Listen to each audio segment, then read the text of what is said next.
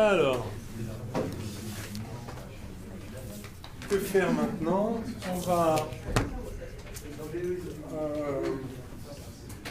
On va voir comment traiter maintenant donc la rotation, comment décrire le mouvement des solides, sachant maintenant que en fait caractériser le mouvement du solide, c'est connaître à la fois sa translation et sa rotation.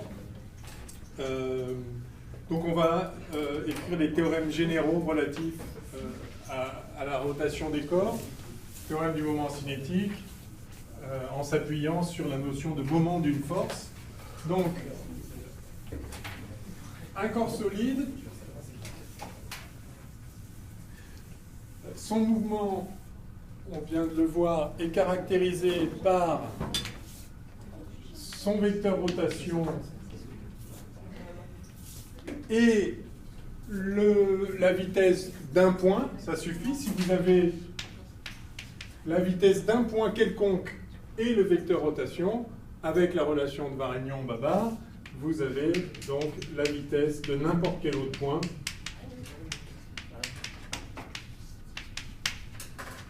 Voilà. Or, pour n'importe quel ensemble de points, on a déjà un théorème général qui nous permet de connaître le mouvement d'un point, le centre de masse. Donc ça va être très utile de s'intéresser au mouvement d'un solide en connaissant le mouvement de son centre de masse, qui est très facile de manière générale à connaître, puisque le centre de masse obéit à la relation fondamentale de la dynamique appliquée à ce point-là. Donc ça, c'est comme si on n'avait qu'un seul point matériel. Donc bon, ça dépend de la forme des forces, mais enfin a priori ça on sait faire, puis s'il n'y a pas de force extérieure, carrément Vg égale constante. Donc le mouvement du point G, en général, c'est trivial ou pas trop compliqué. Et puis, si on a le mouvement du point G, ben on a le mouvement complet du solide dès lors qu'on a le vecteur rotation. Donc, alors, on va donc s'intéresser à la rotation des solides. Le point clé, c'est que la valeur des forces suffit à déterminer le mouvement du point G, mais connaître le mouvement du point G, donc ça ne caractérise pas le mouvement de tout le corps. Et en fait, une même force peut conduire à différents types de mouvements pour un solide. Par exemple, je prends ce solide, j'applique une certaine force, ça produit un certain mouvement. Maintenant, j'applique la même force, mais ici, ce n'est pas du tout le même mouvement. Et puis la même force, là, ce n'est pas du tout le même mouvement. Donc suivant le point où s'applique la force, il ne va pas se passer la même chose. Donc, pour le point G, ça ne change rien. C'est juste la somme des forces qui compte. Donc si j'applique la même force à un même corps, où que je l'applique, il se produira la même chose pour le point G. Par contre, suivant le point d'application de la force, il pourrait y avoir, en plus du mouvement global du point G qui obéit à ça, une rotation dans un sens, dans l'autre, une rotation importante, faible, etc. Donc, le point d'application des forces va être important. Et donc, ce qui caractérise l'effet d'une force sur le solide, c'est l'effet global, c'est-à-dire la valeur de la force, l'effet global sur le mouvement du point G, mais aussi l'effet global de la force sur la rotation du solide, sachant encore une fois que le solide ne peut faire rien d'autre que se déplacer et tourner. Donc, une fois qu'on saura caractériser l'effet sur le mouvement d'un point et l'effet sur la rotation, on aura tout caractérisé. Alors, qu'est-ce qui détermine l'effet d'une force sur la rotation d'un solide? C'est la notion de moment. Donc, on va faire un petit paragraphe sur le moment d'une force. Alors, on verra, c'est par rapport à un point. Et pour introduire ça de façon un petit peu, d'abord, à la fois qualitative et quantitative, mais en tout cas de façon un peu intuitive sur un exemple, je vais prendre le cas particulier d'un corps que je fais tourner autour, voilà, un corps comme ça, libre de tourner autour d'un axe delta, je vais orienter ici U delta vers l'avant. Alors du coup, quel est le sens des angles positifs? Si U delta est vers l'avant, alors le sens positif pour les angles, c'est forcément celui-là. D'accord?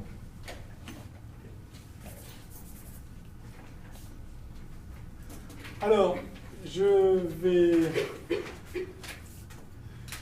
vais considérer...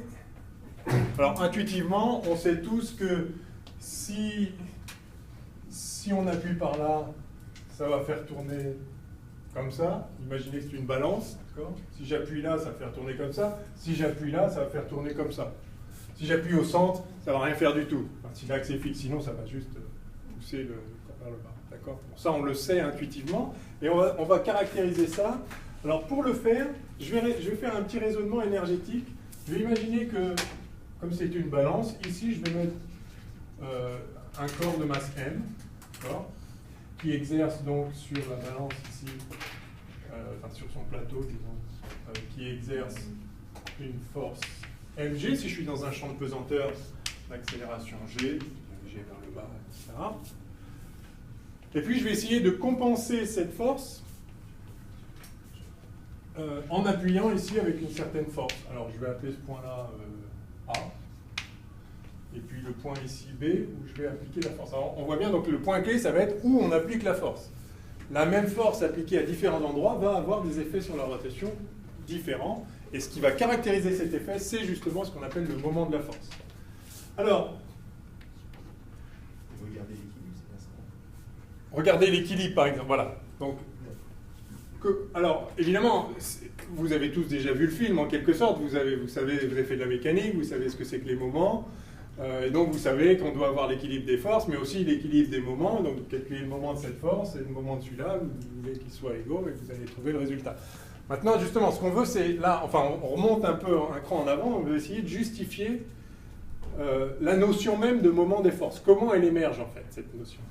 Eh bien, alors, pour le comprendre, je vous propose d'imaginer un petit déplacement d'angle, alors, d'angle dθ, delta θ, un petit déplacement.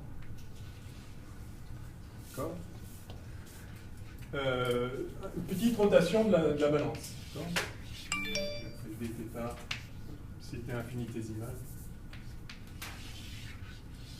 Donc je vais m'appuyer sur le fait que le corps que je fais tourner ici est un solide. Parce que vraiment je m'intéresse, sinon si c'est déformable, alors là il y a de la résistance des matériaux, ça devient compliqué. Donc j'ai un solide, par conséquent si je tourne ici de dθ, enfin, tout tourne de façon rigide. Donc, si la force que j'applique ici fait tourner le plateau de dθ, ça va faire monter la masse ici. De quelle hauteur? Eh bien, de cette longueur-là, je vais appeler ça RA, le rayon, ou LA, ou DA, la distance où se trouve le point A, d'accord, fois dθ. D'accord? Donc, rotation d'un angle dθ, ça implique une élévation de la masse M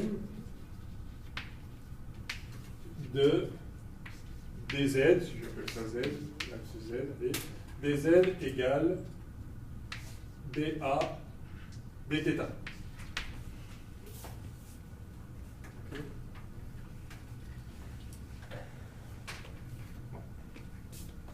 Alors ça, c'est pas gratuit d'un point de vue énergétique, évidemment.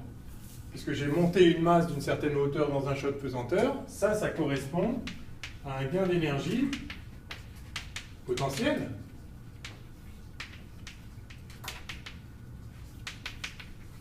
De combien? Eh bien, de mg dz. d de p égale mg dz, c'est-à-dire mg dA dθ.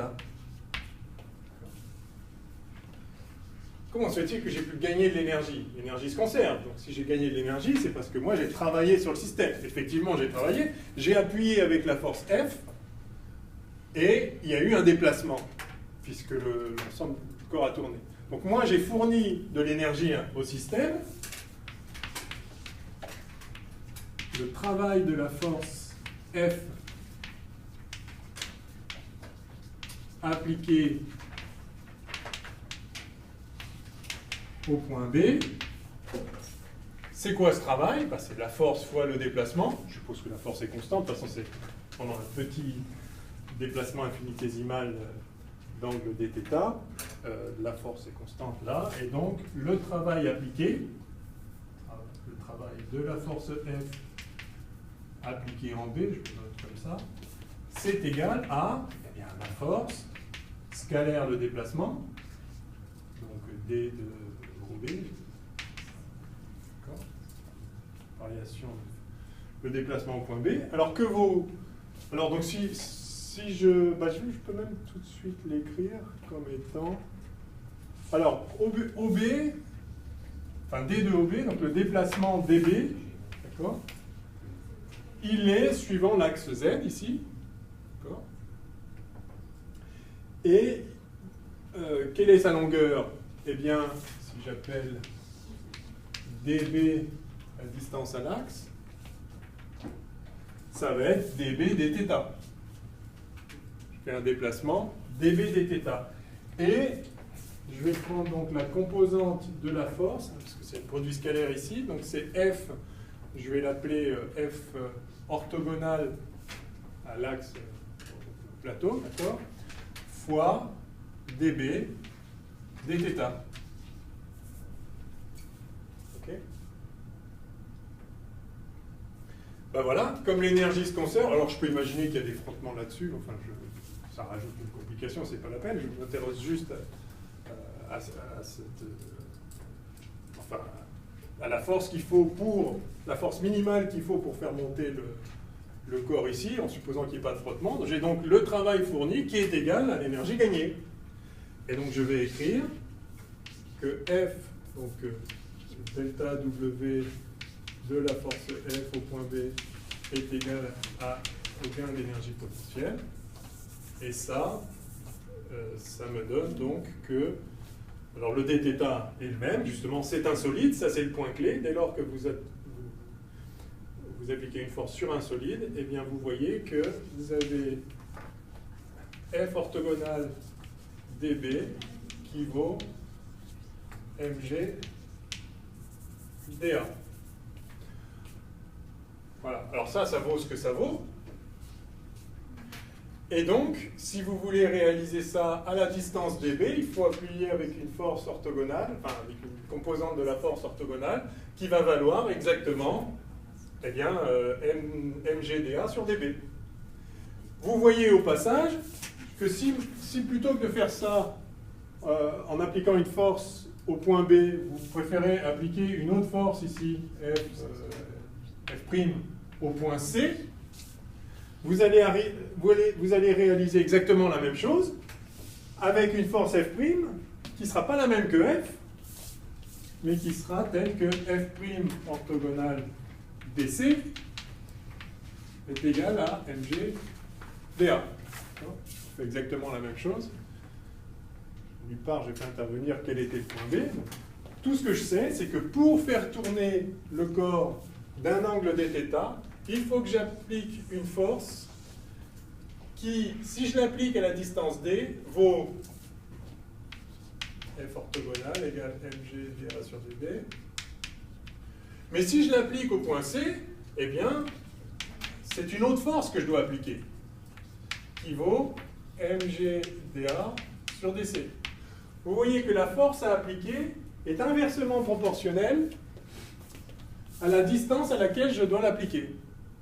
Plus je l'applique loin, plus la force est faible, plus je l'applique proche de l'axe de rotation, plus la force doit être grande. Et en tout cas, pour produire l'effet voulu, ce qu'il faut que je fasse, c'est appliquer une force à un point tel que le produit composante orthogonale de la force fois la distance à l'axe où c'est appliqué est constant. Eh bien ça, on appelle ça le moment de la force. Vous voyez que deux forces qui auraient le même produit F orthogonal fois distance à l'axe auront exactement le même effet sur la rotation des corps. Donc ce qui caractérise l'effet de cette force sur la rotation, ce n'est pas juste l'intensité de la force, ça dépend aussi de la distance à laquelle c'est appliqué, et ce qui produit un effet, c'est le produit des deux en fait. Vous pouvez avoir une grande force près de l'axe ou une petite force loin de l'axe, ça aura le même effet. L'effet sur la rotation du corps d'une force dépend pas juste de la valeur de la force, mais aussi de son point d'application. Et ça en dépend comment? Exactement par le produit des deux. Et donc on appelle moment de la force F appliqué au point B le produit de la force par la distance à l'axe. Voilà, c'est juste la définition du moment. Et on va voir maintenant, de manière très générale, pourquoi c'est effectivement cette grandeur-là qui est importante. Alors, donc, on définit le moment de la force F appliquée au point B comme le produit F, alors orthogonal, je vais préciser ça dans un instant, fois dV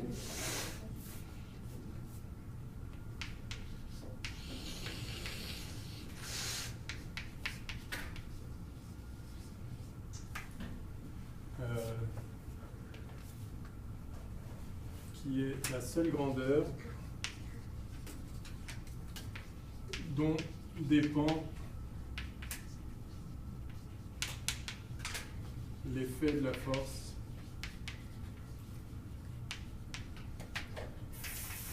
il manque une ligne sur la rotation du corps.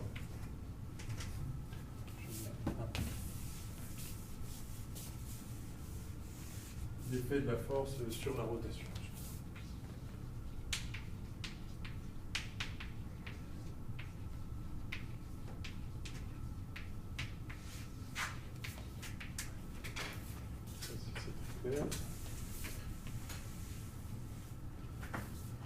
Ok.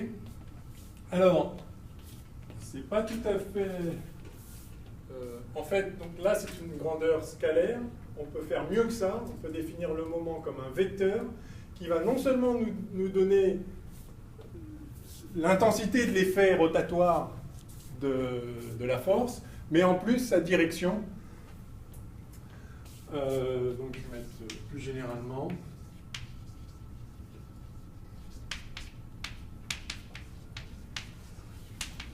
On définit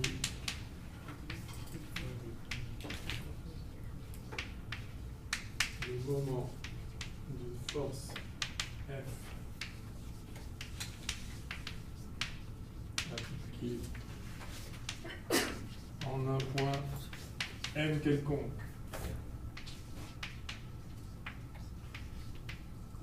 Alors, donc là, c'est une généralisation, hein, donc j'ai dit plus généralement là. Alors, par rapport au point O, donc ou par rapport, je ne vais pas l'appeler O, par rapport au point A. Si je l'appelle O, vous allez toujours tout de suite penser que ça doit être le centre d'un repère, donc un point A quelconque, par rapport au point A quelconque. Donc, le moment d'une force F appliquée en un point M quelconque par rapport à un point A quelconque, par définition, c'est, alors on le note, moment au point A de la force F, c'est AM vectoriel F. Et on va voir que ça correspond bien à ça. Parce que là, le point autour duquel le corps tournait, c'était celui que j'avais choisi comme axe au début. C'était juste un petit exemple heuristique pour vous faire voir d'où sort cette définition et pourquoi c'est ça qui est pertinent quand on s'intéresse à la rotation des corps. Et de manière générale, donc là, en l'occurrence, je calculais le moment par rapport au point O de la force F appliquée en B.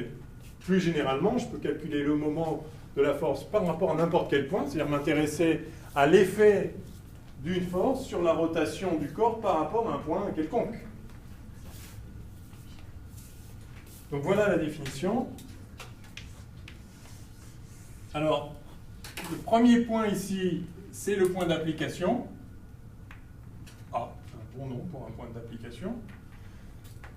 Ah non, justement, c'est M le point d'application, excusez-moi.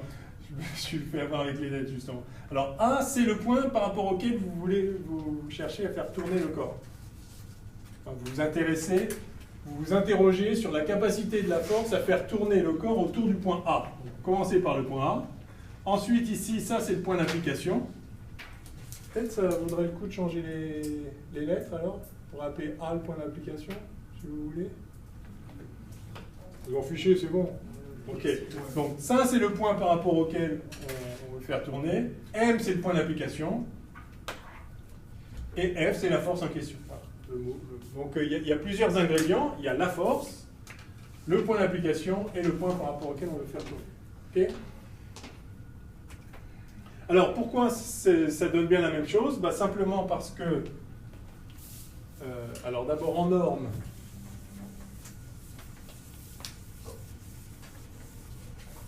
on va regarder, je sais pas. Donc, un vecteur, ça a une norme, une direction et un sens. Et les trois ont exactement la valeur qu'il faut pour représenter la capacité de la force à faire tourner. Regardons la direction. A, donc la force est pour cet exemple-là, mais évidemment c'est un cas finalement qui est complètement général. Enfin, il est particulier sur le tableau, mais n'importe quel corps qui va tourner dans un plan comme ça, enfin disons la force c'est un vecteur, et puis après vous avez le vecteur qui part du point autour duquel vous voulez faire tourner et qui va au point d'application. Ça c'est deux vecteurs, ça définit un plan. Donc dans ce plan-là, vous voyez que vous voyez que ça va faire tourner autour d'un axe orthogonal à ce plan. Donc la direction, si vous cherchez un vecteur qui caractérise l'effet de rotation sur un corps, vous voudriez que sa direction soit la direction de l'axe de rotation. Donc effectivement, puisque vous formez ici un vecteur qui est orthogonal à AM et F, vous allez bien avoir une rotation selon l'axe orthogonal. Qu'est-ce que je disais? Je suis perdu. Enfin bref, le produit vectoriel va vous donner un axe qui correspond à l'axe autour duquel ça va tourner. Maintenant, le sens. Alors si vous faites AM, ici AB, vectoriel F, vous voyez que ça vous fait là un vecteur qui sort du tableau. S'il sort du tableau, ça va tourner comme ça. Et effectivement, cette force-là fait basculer par là. Si j'applique une force de ce côté-là, alors AM, point d'application, vectoriel F vers le bas, cette fois, ça fait un vecteur qui rentre dans le tableau, et donc ça fait bien tourner par là. Donc vous voyez que ce produit vectoriel, dans cet ordre-là, donne bien non seulement l'axe de rotation, mais le sens de la rotation.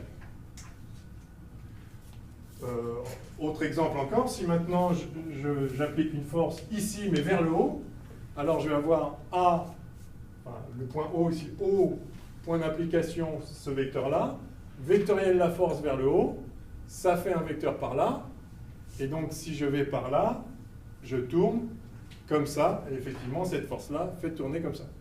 Donc ça marche dans toutes les circonstances. Donc c'est la bonne, en termes de direction et de sens, ce produit vectoriel traduit bien ce qu'on veut, ça nous indique dans quel sens la force tente à faire tourner le corps. Évidemment, s'il y a d'autres forces, le corps ne tournera peut-être pas dans ce sens-là, mais cette force-là tente à faire tourner le corps dans la direction indiquée par ce vecteur. Alors maintenant, en norme, eh bien ça, la norme de ce moment-là,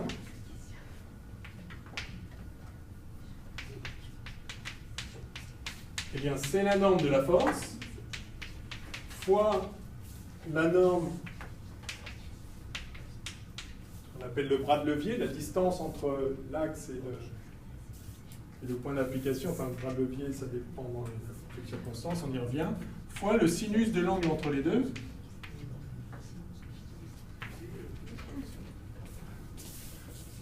c'est l'angle entre AM et F, justement.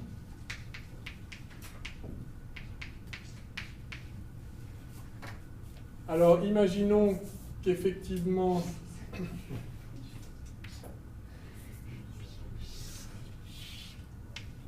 on applique une... Alors, si la force est orthogonale au bras, là, le sinus vaut 1, et donc ça, c'est ce qu'on a vu, hein, ça marche. C'est bien la quantité qu'il faut. Maintenant, si la force n'est pas orthogonale à l'axe, alors l'axe est intéressant, si vous appliquez une force comme ça, par exemple, d'accord ? Alors, cette force, vous pouvez toujours la décomposer comme une force le long du bras, ici, qui passe sur l'axe, et puis une force orthogonale. Donc celle-là, je vais l'appeler F parallèle, et celle-là, F orthogonale. La composante orthogonale qu'on avait indiquée tout à l'heure. Ça, c'est la force totale. Et donc, évidemment, cette force-là ne fait pas tourner le plateau. C'est intuitivement. Vous tirez par là. Alors, évidemment, si là c'est fixé, ça ne viendra pas, donc ça sera compensé par la résistance du matériau. Si ce n'est pas fixé, bah, ça viendra, mais ça ne fera pas tourner. Juste ça va déplacer. Par contre, la composante orthogonale, effectivement, va faire tourner, mais uniquement celle-là. Ce qu'on a vu tout à l'heure, c'est qu'effectivement, le moment, c'est-à-dire ce qui caractérise l'effet de rotation, c'était la force orthogonale fois cette longueur-là.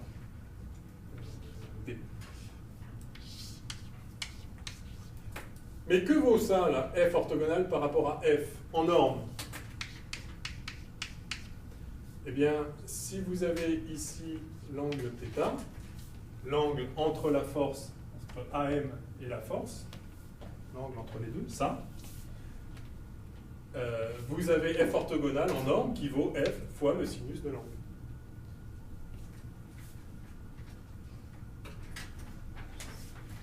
Or, la norme de la partie orthogonale de la force, c'est la norme de F fois le sinus de l'angle. Entre AM et F. Donc c'est bien ça. Donc ce produit-là, c'est la force orthogonale. Et donc, la norme du produit vectoriel, c'est le produit de la force orthogonale fois la distance d'application à l'axe. C'est exactement la grandeur qu'on a fait émerger par le petit raisonnement d'avant. Donc ce vecteur-là caractérise effectivement l'effet rotatoire, si on peut dire, l'effet sur la rotation des corps de la force F appliquée au point M si on considère une rotation autour du point A. En direction, en sens et en norme. Donc ce produit vectoriel, c'est la bonne notion mathématique qui traduit parfaitement l'effet d'une force sur la rotation. OK?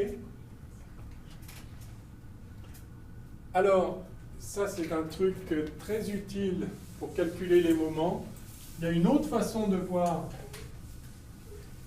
le produit vectoriel F scalaire à M. Là, on a vu qu'en fait, c'était la composante orthogonale de la force fois la distance d'application ici. On peut le voir d'une autre façon. On peut voir l'effet du moment de la façon suivante. Enfin, l'effet de la force, pardon, de la façon suivante. Vous pouvez prolonger la force et voir qu'en réalité, cette force, elle s'applique non pas à cette distance de l'axe, mais à celle-là en vrai.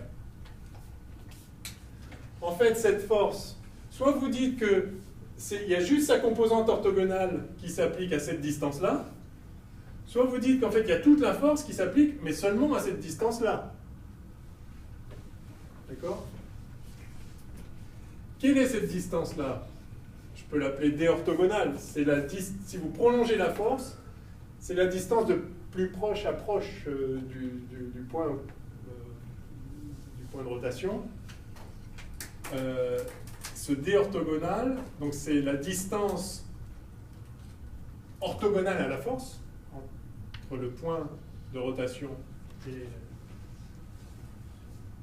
et l'axe de la force, eh bien vous voyez que ce vecteur θ, vous le retrouvez, il est où? Eh bien, il est là. D'accord?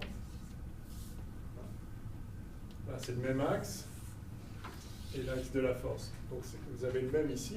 Et donc ce D orthogonal, il vaut combien? Eh bien, il vaut D fois sin θ. D orthogonal, c'est D fois sin θ. Et donc c'est ça.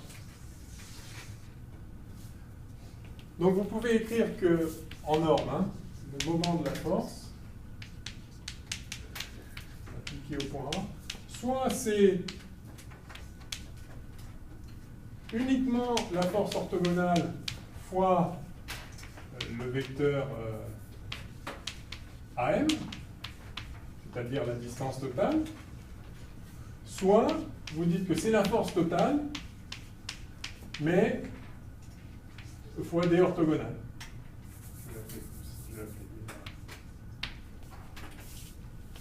C'est comme ce qu'on a vu pour le produit scalaire, on avait le vecteur A scalaire B. Vous pouvez considérer que c'est la projection de B sur A fois A, ou bien la projection de A sur B fois B. Et c'est pareil, c'est symétrique. Là, de la même façon, en fait, la norme de ce produit vectoriel, soit vous dites que vous avez, la force s'applique à cette distance-là de l'axe, mais alors il faut prendre que la composante orthogonale de la force, soit vous dites que c'est toute la force qui s'applique, mais alors que à cette distance-là de l'axe. Dans un cas, vous prenez tout l'axe, mais vous prenez que la composante de la force. Dans l'autre cas, vous prenez toute la force, mais il faut prolonger la force pour voir à quelle distance cette force passe réellement de l'axe. Cette force-là, elle a l'air de s'appliquer loin de l'axe, mais en fait non, elle s'applique tout près de l'axe. Et par exemple, si vous avez un corps,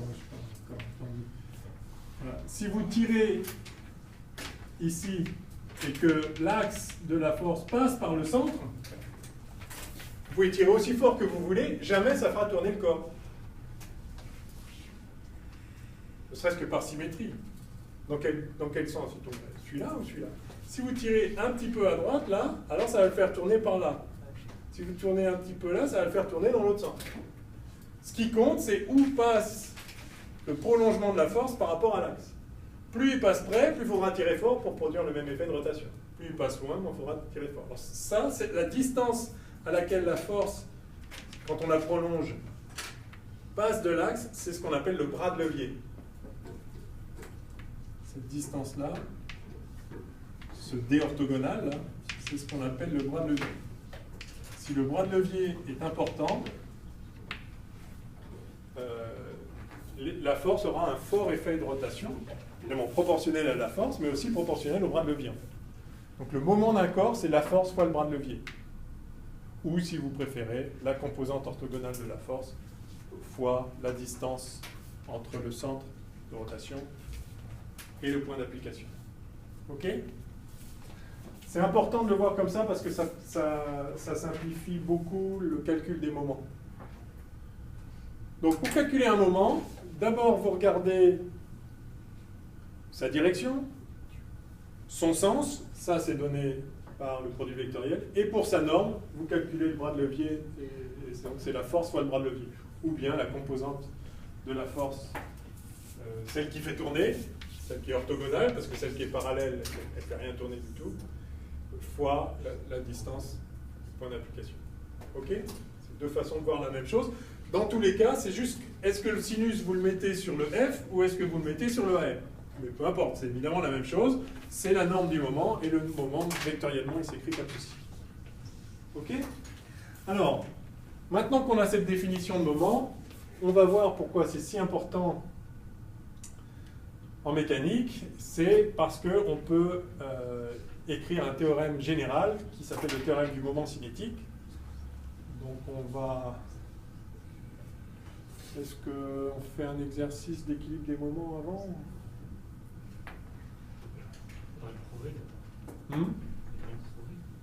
Oui, il faut peut-être prouver que... Oui, il faut peut-être prouver d'abord qu'il faut que les moments s'équilibrent, effectivement.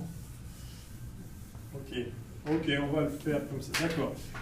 Parce que donc pour qu'un corps soit à l'équilibre,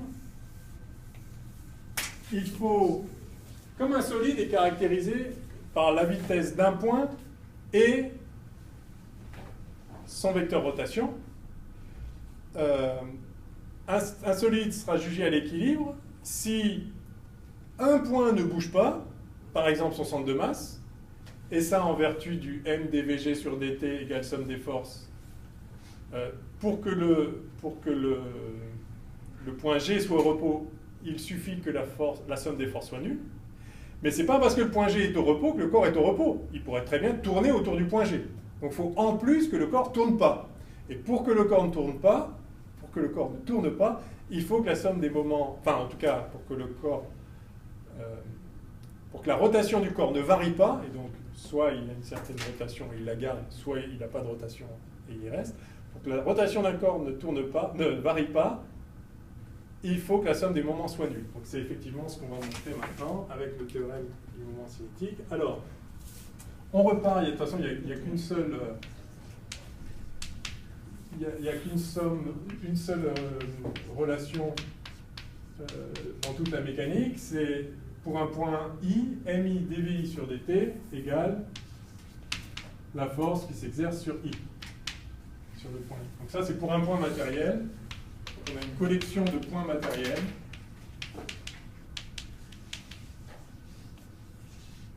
I de masse mi au point mi.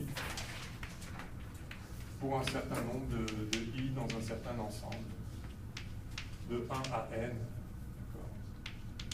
Vous avez n points matériels. Chaque point matériel obéit à la relation fondamentale de la dynamique, parce que c'est comme ça. C'est la définition de la force, on a déjà commenté.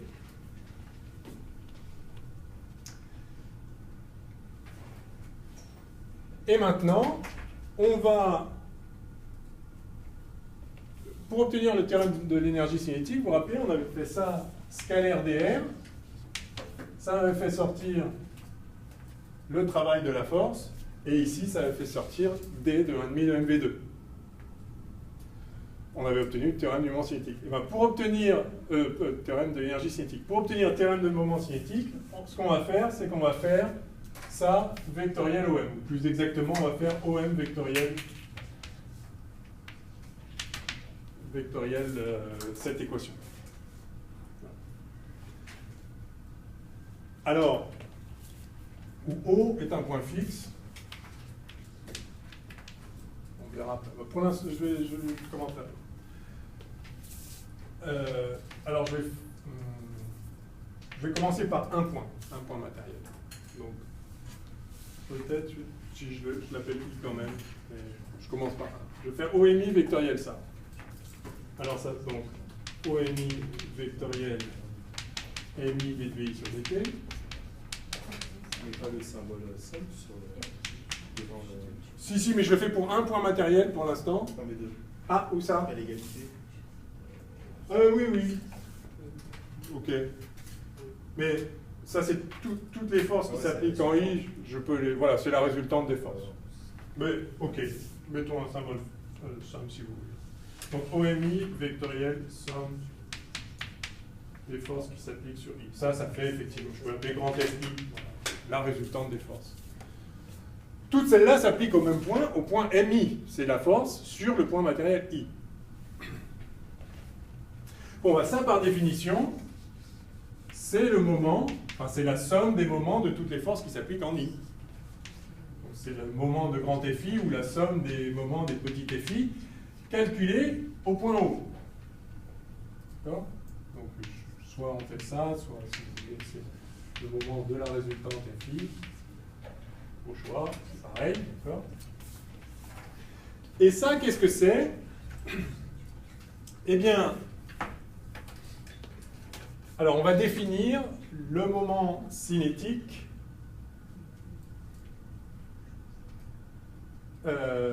comme étant justement ça. Donc ça fait OMI vectoriel d de pi sur dt. où PI est la quantité de mouvement. Et ça, alors, ouais, laissons ça en suspens. Je vais définir maintenant le mouvement cinétique et on va voir. Alors, définition du moment cinétique.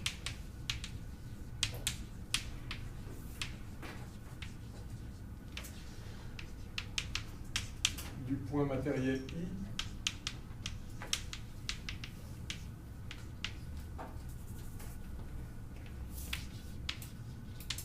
par rapport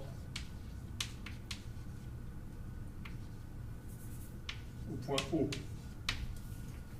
Par définition, on note sigma O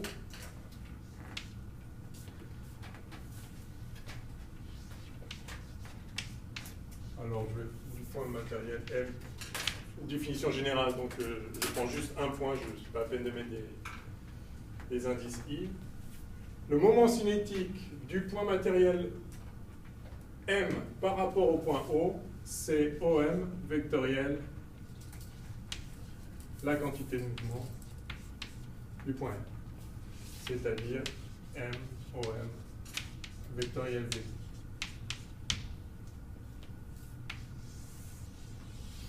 Où V est la vitesse du point M. J'ai un point matériel, je définis son moment cinétique comme ça. Alors, quel est l'intérêt de ça? Ça va apparaître tout de suite. Mais déjà, d'un point de vue intuitif, ceci correspond en fait à la quantité de rotation, je mets des guillemets,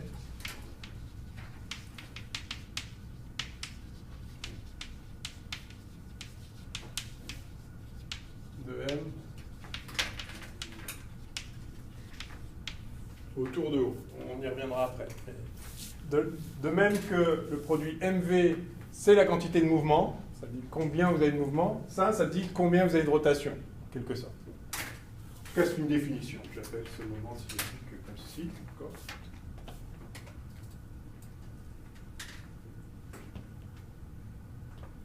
J'aurais dû commencer par un seul point, d'ailleurs, plutôt que de le faire tout de suite. Enfin, de toute façon, okay, je le fais pour un point libre, là, puis après on fera la somme.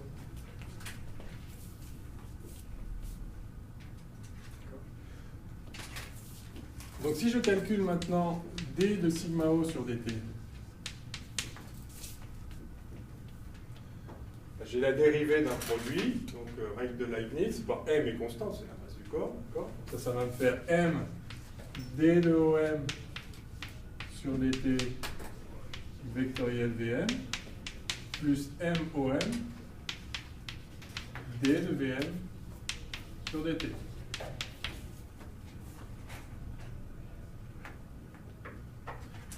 Je vais mettre le M ici. Bon, je vais baisser, on le mettra après. Ok, alors ça, c'est quoi ça? D de OM sur dt. C'est la vitesse du point M moins la vitesse du point O. Le point O, peut-être qu'il bouge aussi, lui.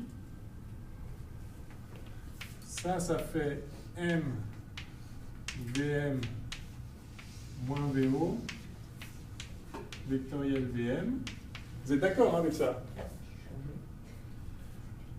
Plus OM, vectoriel, M dVm sur dt.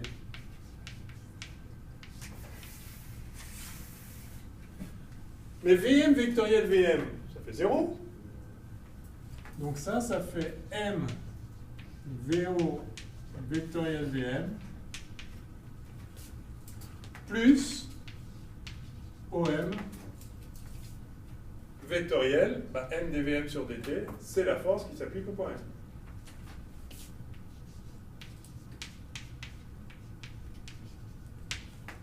Et ça, c'est ce qu'on a défini comme étant le moment de la force, calculé au point O.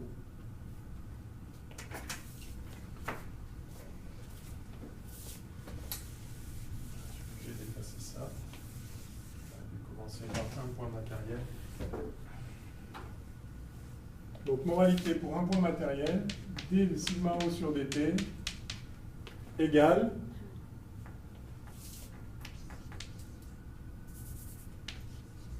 le moment en haut Donc la somme de moments de toutes les forces, hein, si vous voulez appeler ça somme des forces, vous avez la somme des moments. Toutes les forces qui s'appliquent par en haut, qui s'appliquent en raison. Sur le corps, il n'y a qu'un corps là, c'est facile. Si V0 égale 0, ou en tout cas V0 parallèle à Vm. Donc ça c'est très important, ça s'appelle le théorème du moment cinétique pour un point matériel. Tout de suite on va voir pour une somme de points. Ah oui, j'ai oublié un moins, merci. Ce théorème du moment cinétique, évidemment vous connaissez déjà je pense. Ce que vous risquez d'oublier de temps en temps, et ça peut vous coûter cher, c'est qu'il n'est valable que si le point O est fixe. Ceci-là est absolument capital. Ou en tout cas, si VM est parallèle à VO, mais quand vous étudiez la rotation des corps, si par chance VM est parallèle à VO à un moment, l'instant suivant, ça risque de plus être le cas, et donc de toute façon, cette équation, vous ne pouvez pas l'appliquer. Donc, retenez, appliquez le théorème du moment cinétique uniquement par rapport à un point fixe. Sinon, c'est juste pas vrai. Sinon, on peut toujours le traiter, mais il faut rajouter ce terme-là. Donc la variation de ce vecteur-là, qu'on appelle moment cinétique, par rapport la dérivée par rapport au temps, est égale à la somme des moments de toutes les forces qui s'appliquent sur le corps. Ça, c'est pour un point matériel. Et donc, tout de suite, pour un ensemble de points. Alors, c'est vrai pour chacun des points, mais je vais continuer avec un point O qui n'est pas forcément fixe pour faire apparaître quelque chose. Donc là, on recolle à ce que j'avais écrit. Donc, ça, pour chaque point I, ceci est vrai. Et maintenant, je vais faire la somme. Alors, donc, vous voulez peut-être que je le réécrive vite fait? Non, je peux repartir d'ici. Ici. Ça, non, ça c'est écrit, c'était quoi ça? Oui, d'accord. D'accord, bon allez, excusez-moi. Le moment cinétique total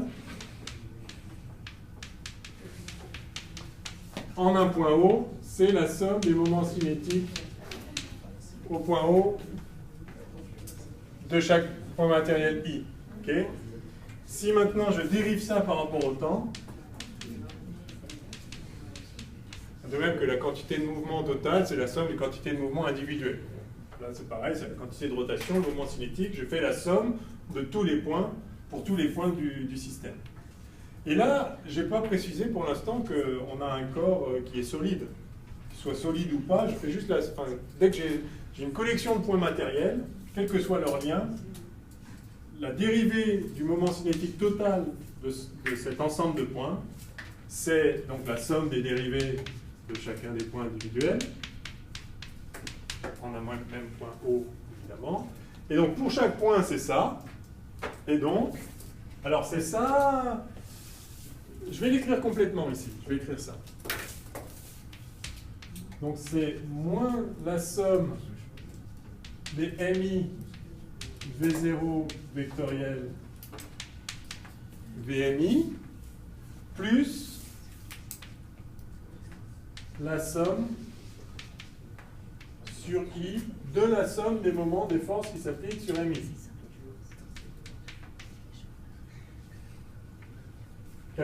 Moment calculé au point O.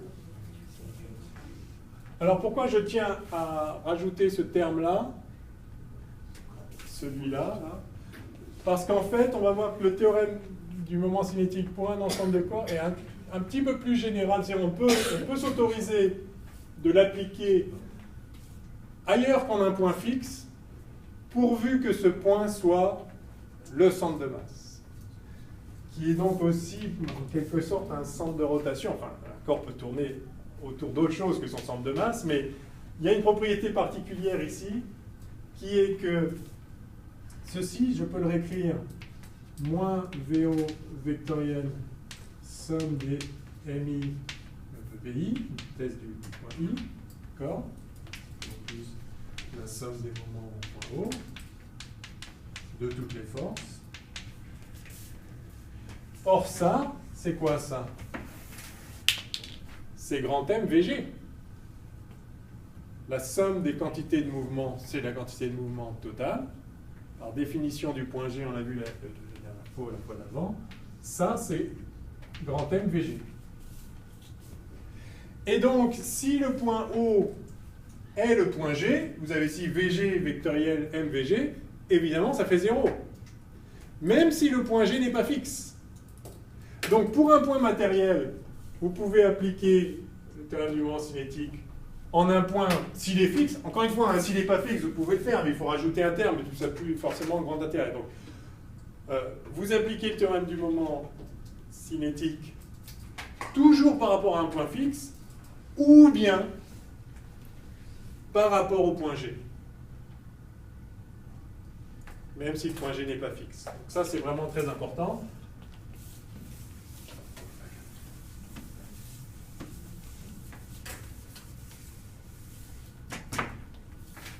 Donc je récapitule. Donc, on va écrire le théorème dans le cas où ça fait 0. Mais, ouais. En fait, c'est un peu bizarre parce que on peut aussi partir du fait qu'on définit le référentiel barre excentrique comme le référentiel où G est immobile, où MDG est nul. Ouais. Et dans ce cas, dans ce référentiel... Dans ce référentiel-là, oui, on peut toujours effectivement travailler dans un référentiel, le référentiel barre excentrique, où VG vaut 0. Mais le truc, c'est qu'on peut appliquer le théorème du moment cinétique au point G, y compris dans un référentiel qui n'est pas barre excentrique.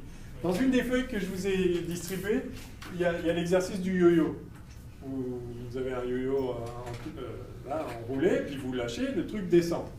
En fait, le problème, c'est que vous n'avez pas tellement envie de vous mettre dans le référentiel barre excentrique, parce que ce référentiel barre excentrique, en fait, il est accéléré. Ça tourne de plus en plus vite, et donc il n'est pas galiléen en particulier. Et pourtant, vous aimeriez bien écrire le théorème du moment cinétique, parce qu'il y a un truc qui tourne, il y a une force, il y a un moment, on a vraiment envie de l'appliquer. Et là, en fait, vous pouvez, si vous l'appliquez au point G, bien qu'il soit en mouvement, et même accéléré. Donc c'est pour ça que c'est important de comprendre que le terme en plus ici, on veut qu'il soit nul, parce que sinon, voilà, c'est galère, on veut appliquer ça. Pour qu'il soit nul, en général, on dit, on l'applique en un point fixe, mais il y a une exception, c'est que si c'est le point G, ça marche aussi. Et ça peut être très utile. Donc, le théorème du moment cinétique, TMC, nous dit que la dérivée par rapport au temps du moment cinétique total d'un système quel qu'il soit, que ce soit un corps solide ou un ensemble de corps distincts, peu importe, vous avez un système, son moment cinétique total a toujours une dérivée par rapport au temps qui n'est rien d'autre que la somme de tous les moments, de toutes les forces qui s'appliquent sur tous les points du système. Alors évidemment, le moment de chacune des forces est calculé par rapport à son point d'application. Donc, vous pouvez avoir plusieurs forces qui s'appliquent en différents points du système. À chaque fois, il faut calculer le vrai moment de telle force qui s'applique. Chaque force s'applique en un point donné. Donc, mais la variation du moment cinétique, c'est la somme du moment des forces. Le moment cinétique en un point, le moment des forces en un même point, mais à condition que O fixe, ça c'est absolument capital, ou O égale G. Voilà. En général, on cherchera un point fixe, et en général, c'est celui autour duquel le système tourne, évidemment. Donc, ça peut, comme vous disiez, ça peut être, on peut se mettre dans le référentiel du centre de masse s'il est galiléen, c'est-à-dire s'il n'y a pas de force extérieure, à ce moment-là, VG égale constante, et donc le référentiel du centre de masse est galiléen, donc on se met dans ce référentiel, et là, puisque G par définition est fixe, le solide ne peut que tourner autour de ce point-là, et donc on va appliquer le théorème du moment cinétique en ce point-là. Mais dans certains cas, le référentiel du centre de masse ne sera pas galiléen, mais vous pouvez quand même appliquer le théorème du moment cinétique autour de lui, autour du point G. Ok? C'est que des rappels, ça, on est d'accord? Ouais? Ouais. Bon, on est pareil, je crois qu'on a tout, il n'y a plus qu'à faire des exos, quoi. Parce que ça, du coup, c'est vraiment... Ah oui, alors, oui, donc maintenant, condition d'équilibre. Pour un corps solide,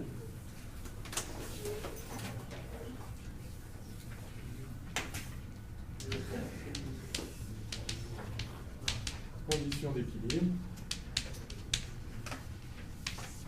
d'un solide. Alors, on a deux théorèmes généraux. On a le théorème du centre d'inertie qui nous dit que mdvg sur dt égale la somme de toutes les forces. Et on a donc d de sigma d'un point O quelconque fixe, ou bien même le point G sur dt égale la somme de tous les moments des forces en ce point O fixe ou en G. Un corps à l'équilibre est un corps dont pour lequel toutes les dérivées temporelles vont être nulles. Donc voilà, c'est tout. Si l'équilibre, tout ça doit être nul. Donc la somme des forces doit être nulle. Et la somme des moments doit être nulle.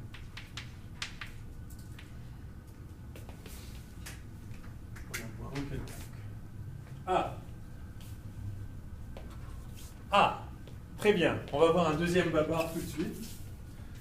Parce que ça, normalement, ça doit être vrai quel que soit O. Parce qu'il faut que le corps ne tourne pas autour d'un point, d'accord, mais il faut qu'il tourne autour d'aucun point. Il faut que la somme des moments des forces autour de n'importe quel point soit nulle. Parce que le moment d'une force peut très bien être nul autour d'un certain point. Par exemple, autour de n'importe quel point qui est dans l'axe de la force, le moment sera nul. Mais ça n'empêchera pas qu'il ne soit pas nul autour d'un autre point et que le solide se mette quand même à tourner.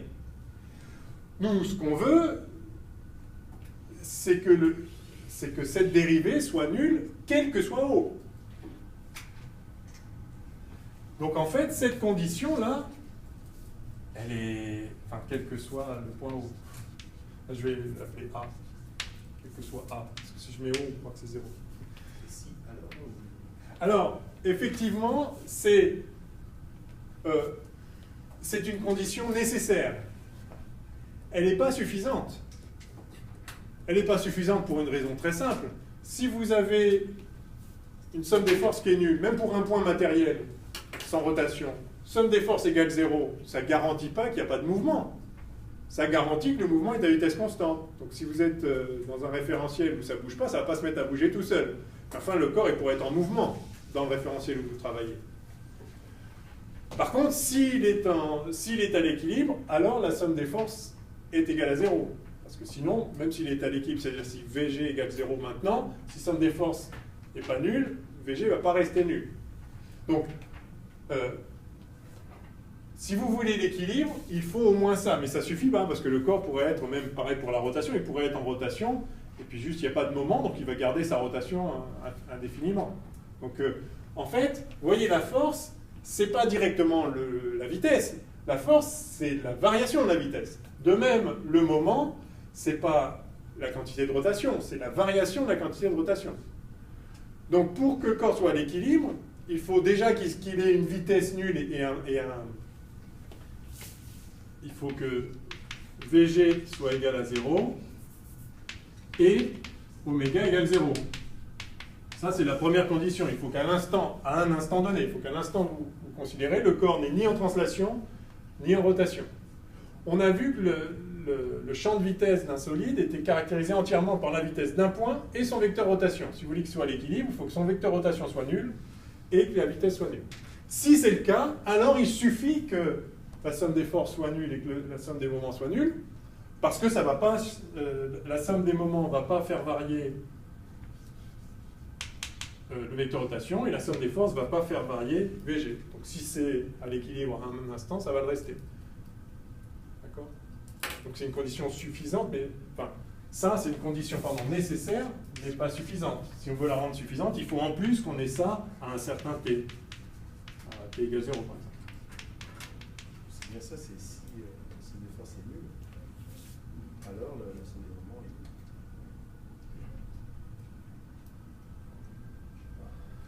est... Non mais si la somme des forces est nulle, vous ne pouvez pas en déduire l'équilibre. Encore faut-il qu'on ait ça. Par contre, si on a l'équilibre, alors on est sûr que la somme des forces est nulle.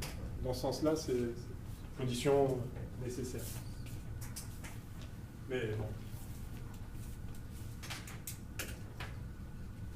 Enfin bon, c'est juste du bon sens, hein, c'est pas rien de spécifique. Oui, alors Babar, parce que ça, là, il faut assurer une infinité de propriétés. On ne va pas s'amuser à vérifier que la somme des moments, comme si vous avez un corps en équilibre avec deux forces, vous n'allez pas vous amuser à vérifier que la somme des moments par rapport à n'importe quel point est nulle. Alors fort heureusement Babar, qui nous dit quoi? Qui nous dit que si on connaît le moment d'inertie, le moment d'une force par rapport à un point, on peut connaître le moment de la force par rapport à n'importe quel autre point. Comment? Eh bien en appliquant la définition. Allez.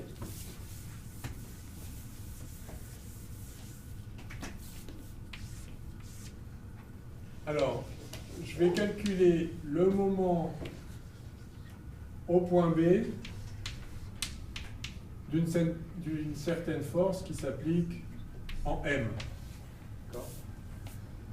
Ça, par définition, c'est quoi? C'est BM vectoriel F. OK? BM vectoriel F, enfin de la force qui s'applique en M. Je vais préciser là pour voir ce point. BM vectoriel F, bah, c'est BA plus AM vectoriel F. Jusque-là, ça va. Mais du coup, ça fait AM vectoriel F plus BA vectoriel F.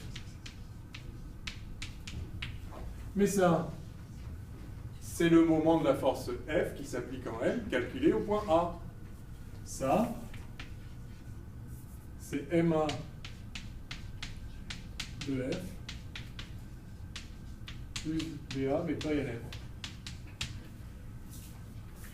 Et ceci est vrai pour toutes les forces. Le moment d'une force calculée au point B, c'est le moment de la force calculée au point A, plus BA vectoriel de la force. Vous voyez là que le champ moment des forces est équiprojectif. Si vous faites MB de la force F scalaire BA, ben ça fait MA de F scalaire BA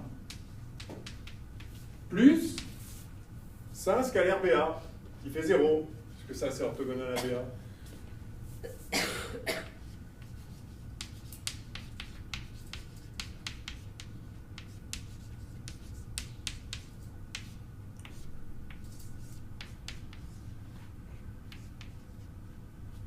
Et donc vous voyez que le champ des moments est équiprojectif.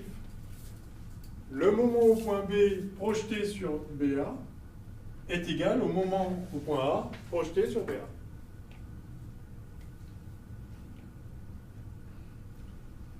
Et du coup, il existe, donc, en fait, le champ de moment est un torseur.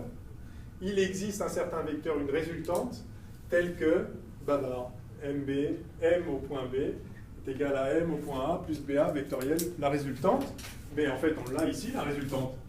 Alors là, c'est pour une force, c'est la force. Mais maintenant, si on a plein de forces qui s'appliquent, bah, ceci est vrai pour chacune des forces. Et donc, la somme de tous les moments des forces au point B, de toutes les forces, tu vois,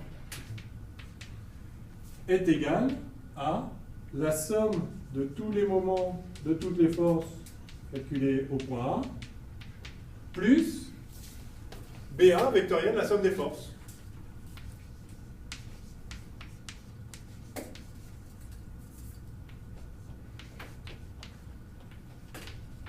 Où R égale somme des forces. Et là, d'ailleurs, peu importe où elle s'applique. Hein. Ça, c'est assez intéressant. Vous voyez là.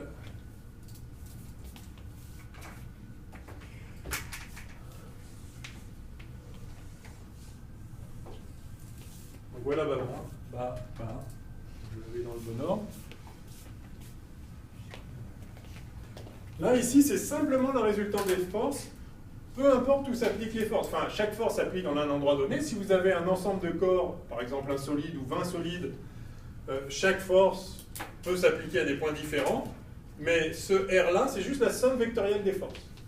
C'est-à-dire, l'effet sur le moment du point d'application, on a vu que, évidemment, l'effet sur la rotation dépend du point d'application, mais c'est entièrement contenu ici. Là, ce moment-là, évidemment, ça dépend du point d'application pour chaque force. Là aussi. Mais cette partie-là, là, qui fait le lien entre le moment au point A et le moment au point B, c'est juste la résultante qui compte. C'est un vecteur. Tout champ de vecteur équiprojectif est caractérisé par, par un vecteur résultant. Donc pour les vitesses d'un solide, on a vu que ce vecteur résultant, c'était le vecteur rotation. Et là, c'est juste la somme des forces.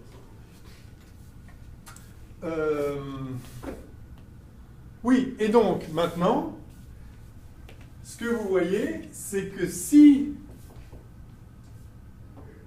R égale 0, eh bien, la somme des moments, c'est la même en tout point.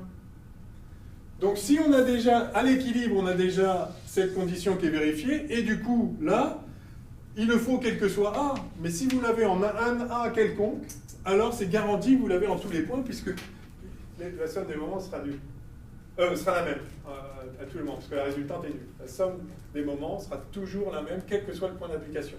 Du coup, il suffit de vérifier que la somme des moments est nulle par rapport à un point que vous choisissez le plus pratique, celui qui annule plein de moments par exemple, ou celui qui est symétrique, ou je sais pas, enfin.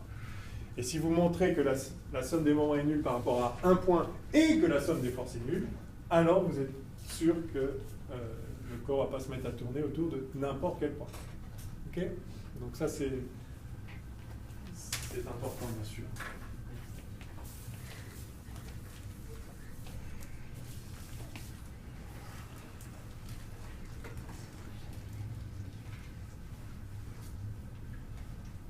J'ai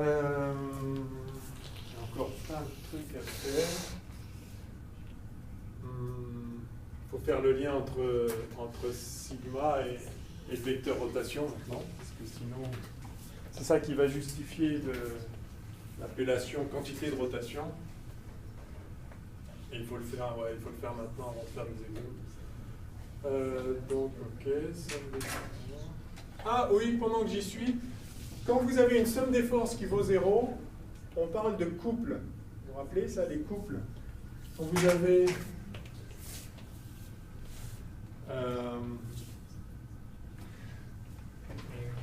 quand la somme des forces est nulle, ce qu'on vient de voir ici, c'est que peu importe les points d'application,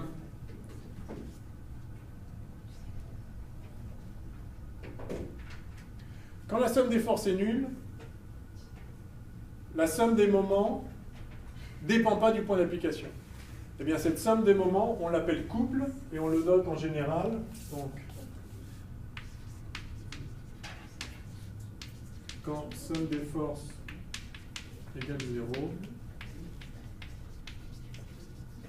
on appelle couple résultant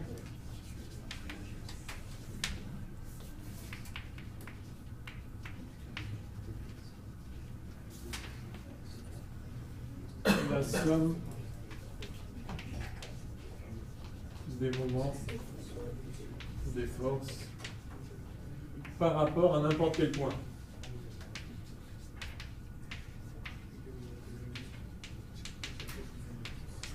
Et ceci définit bien un vecteur unique, puisque justement ça ne dépend pas du point d'application.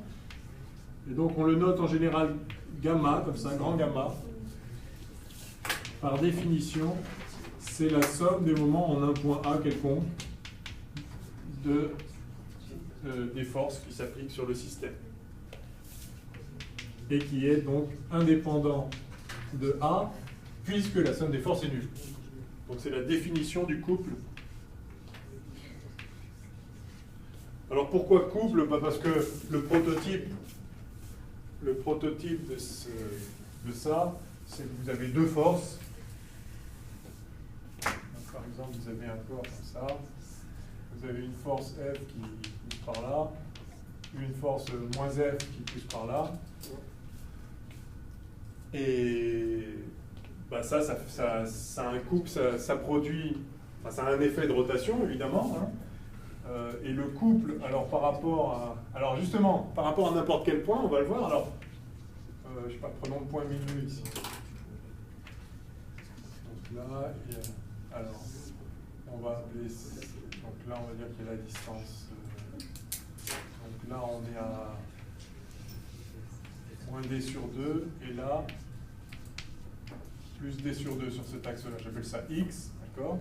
Je calcule le moment de ces deux forces sur le corps, d'accord?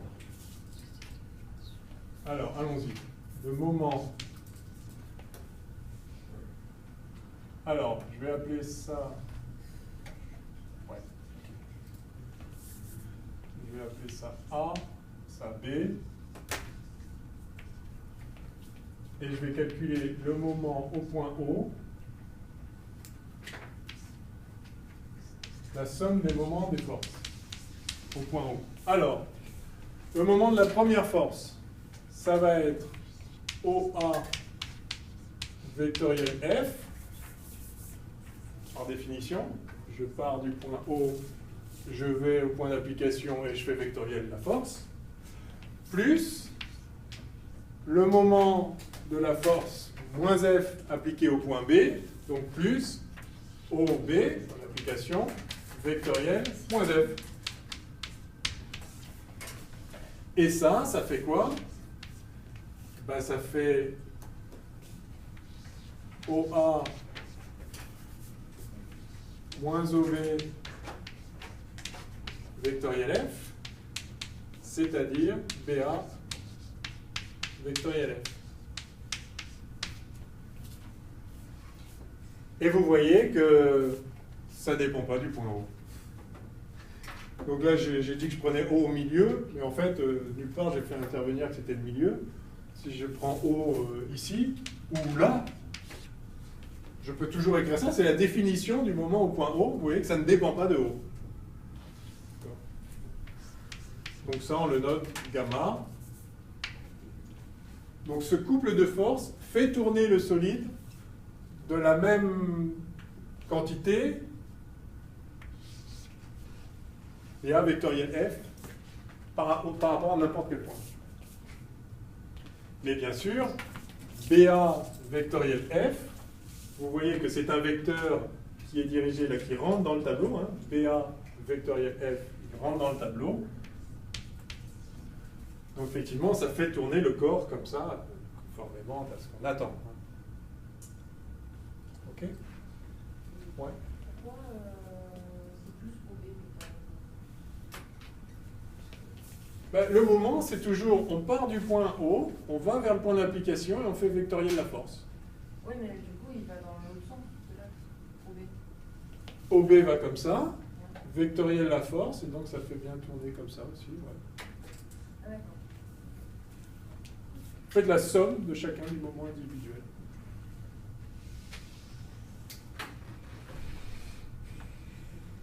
Okay. Donc le prototype du couple, c'est un couple de forces égales, enfin opposées. Mais comme on vient de le voir, c'est généralisable à n'importe quelle somme de forces qui serait nulle.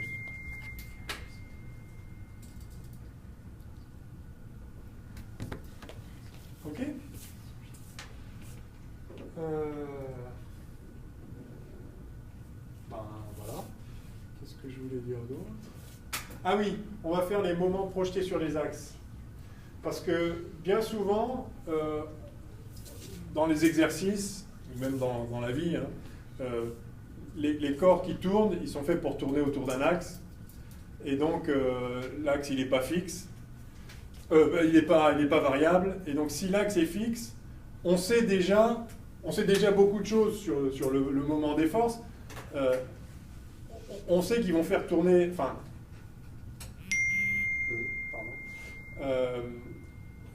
Enfin, on sait qu'on veut faire tourner le corps autour d'un axe, et donc la direction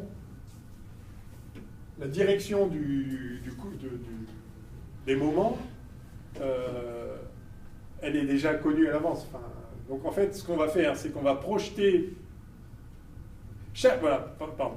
chaque force tend à faire tourner le solide par rapport à un point dans une certaine direction.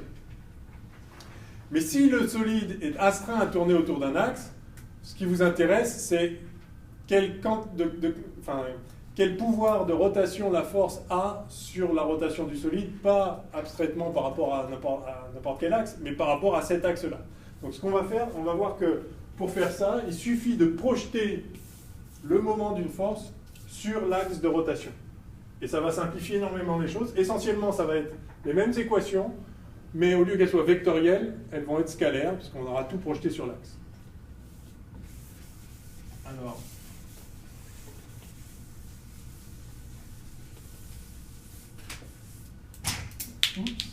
donc, on va commencer par le moment cinétique lui-même. Donc, le moment cinétique par rapport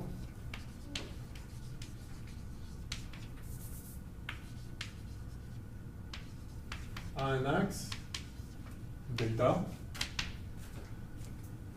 Un axe delta.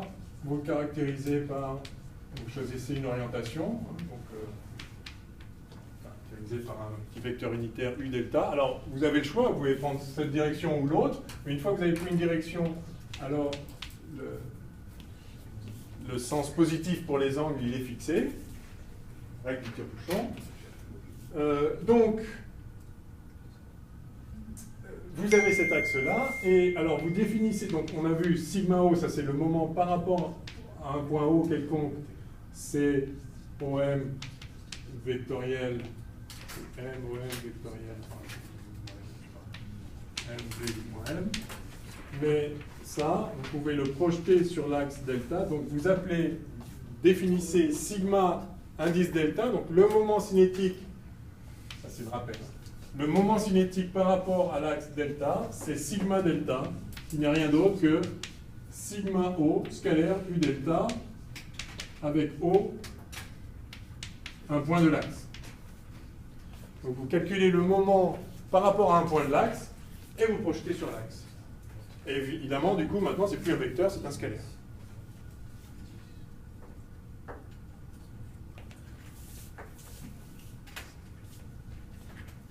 Alors l'intérêt de faire ça, c'est que vous pouvez aussi faire ça pour les moments, et que le théorème du moment cinétique vectoriel se traduit, projeté sur l'axe, en théorème du moment cinétique par rapport à l'axe scalaire.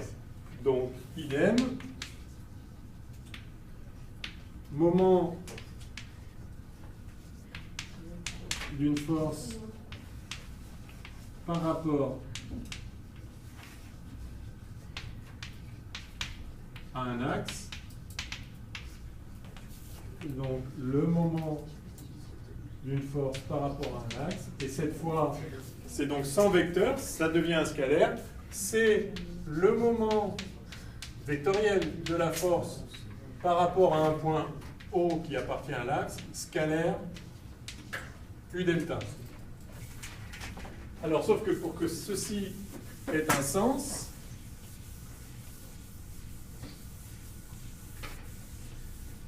on va voir un deuxième bavard, un troisième bavard.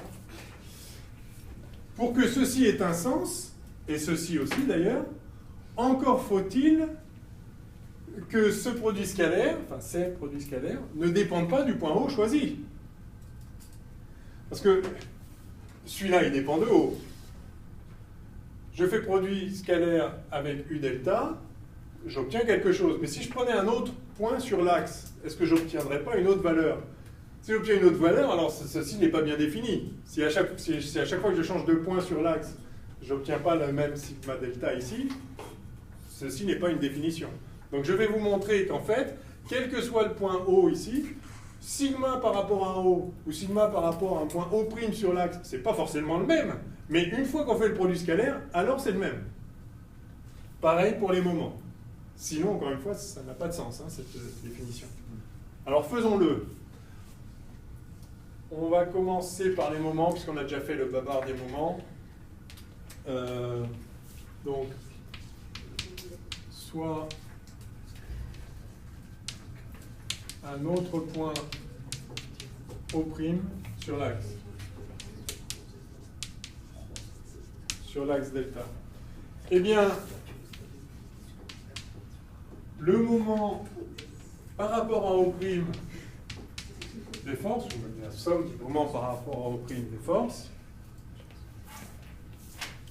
c'est égal, alors là j'applique Babar, c'est la somme du moment par rapport à O des forces, plus O', vectoriel, la résultante des forces. D'accord? Babar entre le point O et le point O'. Et maintenant, si je fais le produit scalaire de ça, par U delta,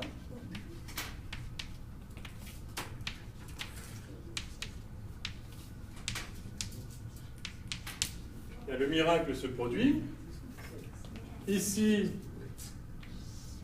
vous avez le sigma delta obtenu à partir de O'. Et là, vous avez le sigma delta obtenu à partir de O. Pardon, pourquoi j'ai mis sigma?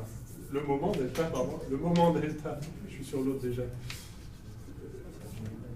D'accord? Le moment delta obtenu à partir de O', le même obtenu à partir de O, plus, ce truc-là, ça fait 0.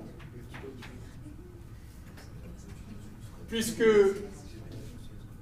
O', elle est le long de l'axe.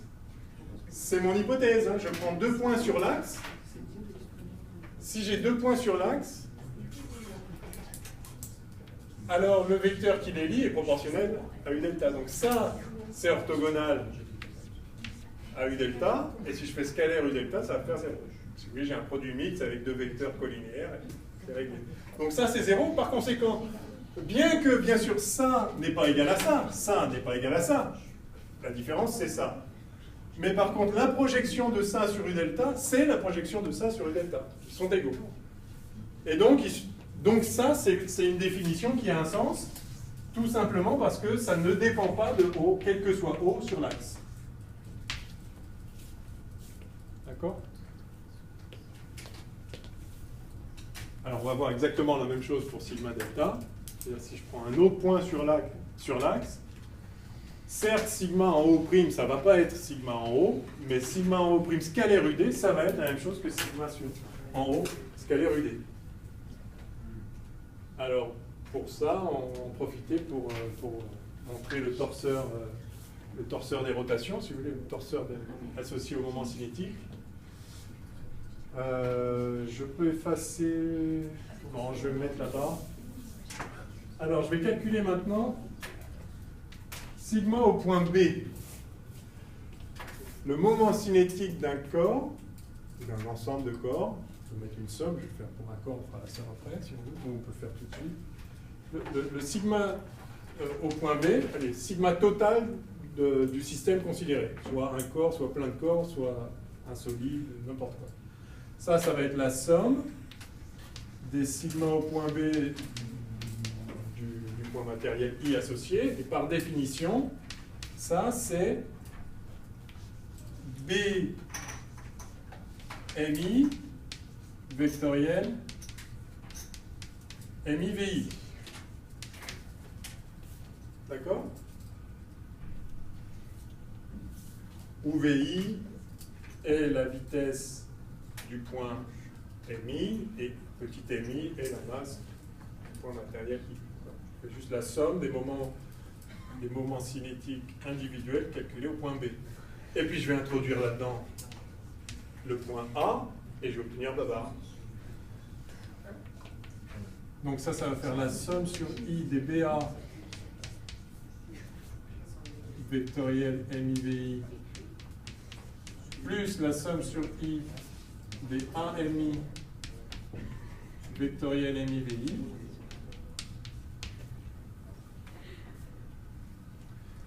Or ça, c'est le sigma au point A, total, hein, la somme des moments cinétiques individuels de chaque point matériel calculé au point A, d'accord? Plus ce truc-là, et ce truc-là, c'est BA vectorielle la somme des MIVI. Mais la somme des MIVI, c'est grand MVG. C'est la quantité de mouvement totale du système.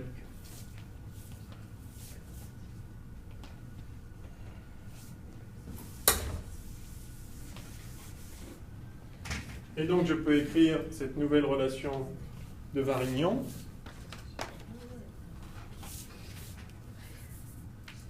Sigma au point B, c'est sigma au point A plus BA vectoriel pétode,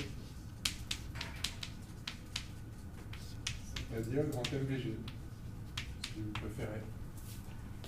Donc la résultante, donc on a un nouveau torseur, équiprojectif, hein, le champ, d'accord, du coup sigma B scalaire BA, c'est sigma A scalaire BA plus 0, donc c'est équiprojectif. Et la résultante, associée à ce torseur, c'est la quantité de mouvement totale du système. On retrouve toujours la même structure qui est liée au produit vectoriel, lui-même lié à la rotation. Donc le moment cinétique, le moment des forces, qu'est-ce qu'on a vu d'autre? Le champ de vitesse lui-même dans la rotation vérifie ces mêmes propriétés. Voilà, et du coup, vous voyez que si j'ai deux points sur l'axe O et O', comme tout à l'heure, enfin, si A et B sont deux points sur l'axe, et que je fais scalaire U delta, alors je vais obtenir, si je fais tout ça, scalaire U delta, si A et B, si le vecteur AB ou BA est lui-même le long de l'axe, ça va faire 0, et donc sigma B scalaire U delta égale sigma A scalaire U delta, pourvu que BA soit parallèle à l'axe. Voilà.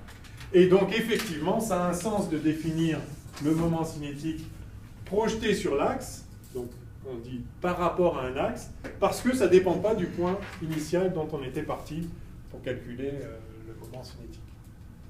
Donc, comme pour les moments. Ok, ça c'est une vraie définition,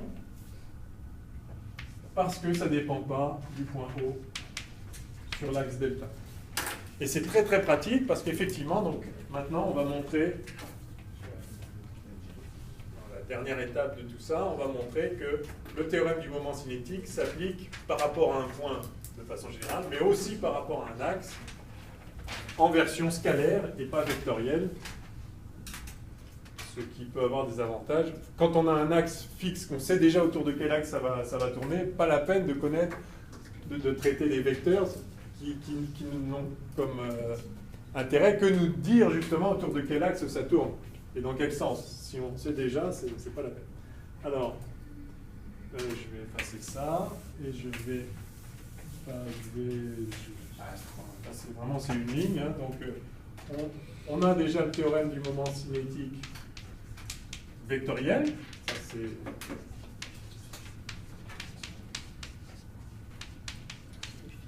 et juste, on fait ça, scalaire U delta. Scalaire U delta. Comme U delta, si l'axe est fixe, hein, si l'axe est fixe, la dérivée de U delta par rapport au temps, c'est 0. Et donc, d de sigma O sur dt scalaire U delta, c'est aussi d de sigma O scalaire U delta sur dt. Donc là, c'est si delta est fixe. Si delta n'est pas fixe, il faudrait le dériver aussi de vecteur U delta. Hein, donc c'est absolument capital. Dans le cas d'une rotation autour d'un axe fixe. Égale somme sur toutes les forces de Fx scalaire U delta. Et ça, par définition, à gauche, c'est d de sigma delta sur dt, et à droite, c'est la somme des moments par rapport à delta. Donc voici le théorème du moment cinétique par rapport à un axe. Ok?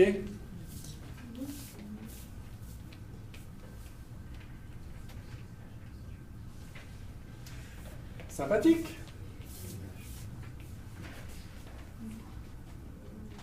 Ouais.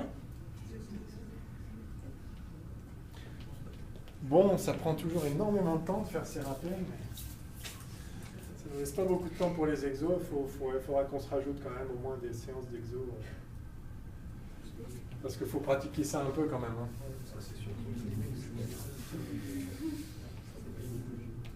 Bon, en tout cas, je pense qu'on a à peu près fait le tour des rappels là. Vous voyez autre chose à... Il y a toutes les théorèmes de Koenig et... Ah ouais. Ah oui, oui, oui. Bon, ça, on va attendre le théorème de Koenig. On fera... Par contre, ce qu'il faut qu'on fasse, c'est le lien entre sigma et le vecteur rotation. Ça, il faut qu'on le fasse. Il y a toutes les distributions. Voilà, les moments d'inertie. Enfin, c'est ce lien-là qu'on va le faire maintenant. Quelle heure est-il? Un petit quart d'heure? Une petite demi-heure, quoi. Non. Ok, un petit quart d'heure. Petite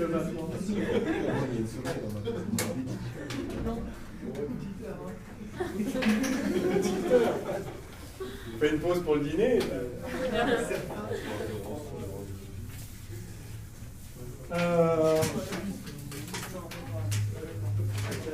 J'aurais tellement aimé faire des exos aujourd'hui, mais bon. Non. Allez, on va faire le... On va parler... Enfin, on va introduire le moment d'inertie.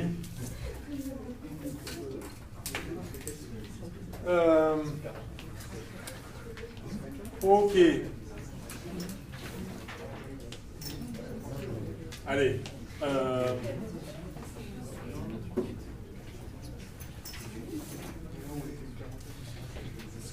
On va pas faire la matrice d'inertie, hein, donc on va faire tout de suite par rapport à un axe peut-être.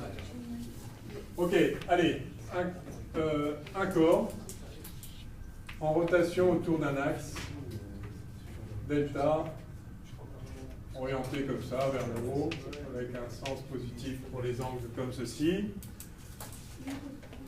Donc un corps qui a un vecteur rotation oméga. Je vais mettre directement le vecteur rotation du corps. D'accord? Je prends un point O sur l'axe. Le point O, pas forcément dans le corps, on s'en fout, c'est un point, c'est l'origine de l'axe. D'accord? U delta comme ça si on veut.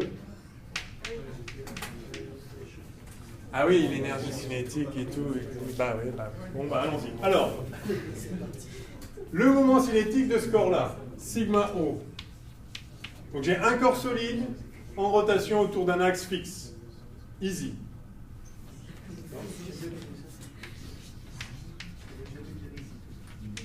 Corps solide en rotation.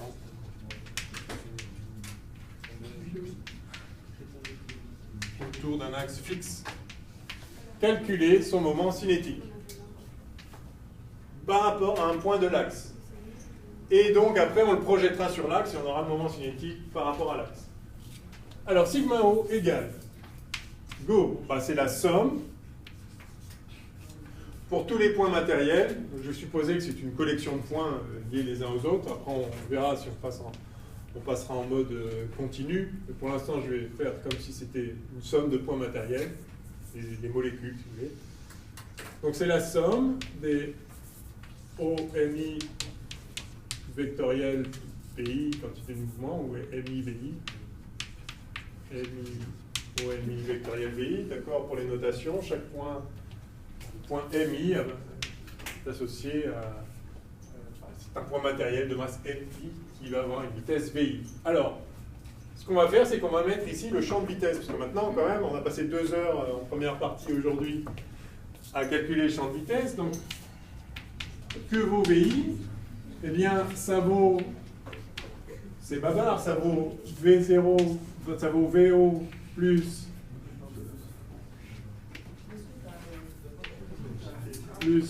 oméga vectoriel OMI, mais VO c'est 0, hein, je prends un corps qui ne glisse pas le long de l'axe. En fait, on pourrait, mais si le corps glisse le long de l'axe, ben, je me mets dans le référentiel où il glisse. Enfin, d'accord, donc juste il tourne. On peut évidemment en plus le mettre en translation, ça ne va rien changer à la partie rotation. Donc, Je suppose juste qu'il est en train de tourner, sans glissement le long de l'axe, donc c'est pas un mouvement hélicoïdal. Donc j'ai VI qui vaut oméga vectoriel OMI, tout simplement. C'est juste le champ de vitesse de rotation pure. D'accord? Et donc je vais remplacer VI là-dedans. Ça fait quoi? Sigma O, ça fait. Alors on a un produit. On a. Je vais écrire somme sur I des MI, OMI, vectoriel, oméga, vectoriel, OMI. C'est bien, on va réviser en même temps. Bac moins cab, ok? Alors, bac moins cab, c'est parti. Alors, sur oméga, on va voir OMI scalaire OMI. Donc on a du OMI carré, oméga. Ça c'est bac. Et moins cab. Moins cab. Alors OMI. Sur OMI, ça va être la somme sur I des MI. OMI scalaire oméga. OMI.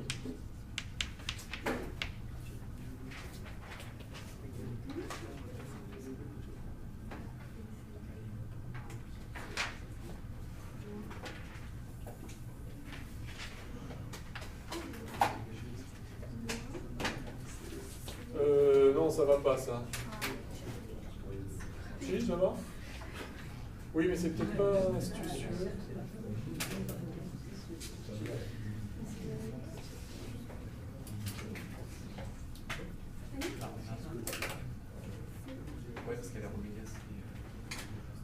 Ouais, mais on va faire mieux, excusez-moi, on va faire un peu différemment.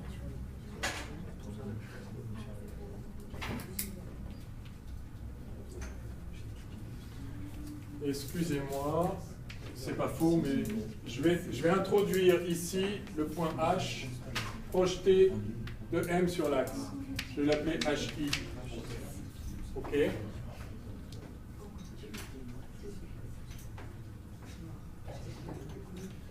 Je vais introduire H ici et là.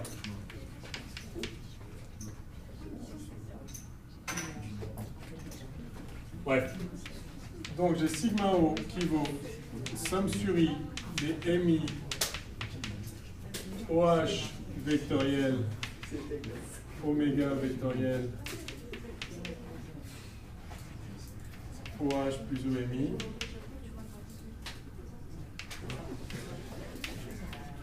plus somme sur I des MI, alors c'est HI, HIMI vectoriel oméga vectoriel. Pardon, qu'est-ce que je fais? HI, voilà. OHI plus HIMI.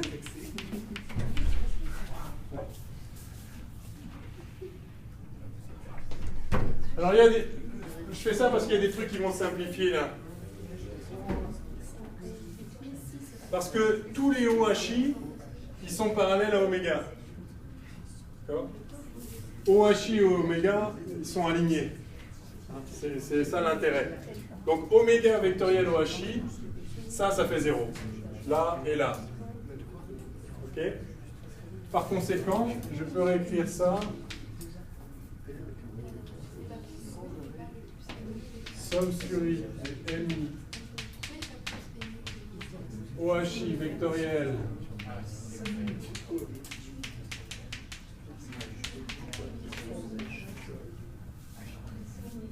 oméga vectoriel HIMI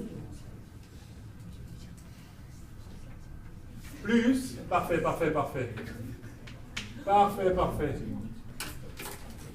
plus somme sur I DMI HIMI vectoriel oméga vectoriel HIMI. Oh.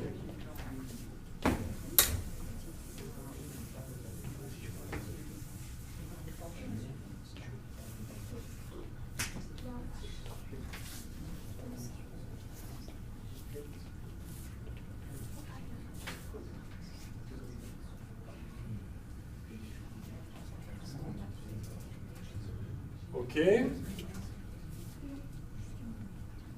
Parfait, parfait, parfait. Alors,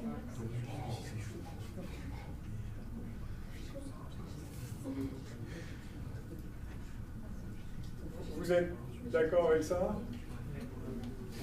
Vérifiez au passage que je n'ai pas fait d'erreur.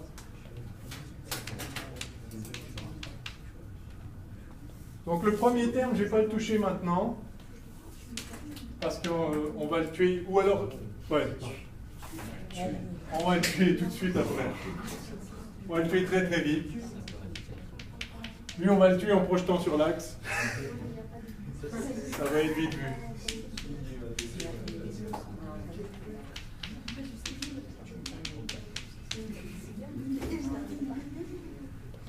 Alors, plus somme sur i dmi. Donc, je vais faire un bac moins câble là-dessus. Ça, je lui fais un bac moins câble. Donc, ça va faire somme des mi hi mi carré oméga. Ça, c'est bac. Moins câble, moins somme sur i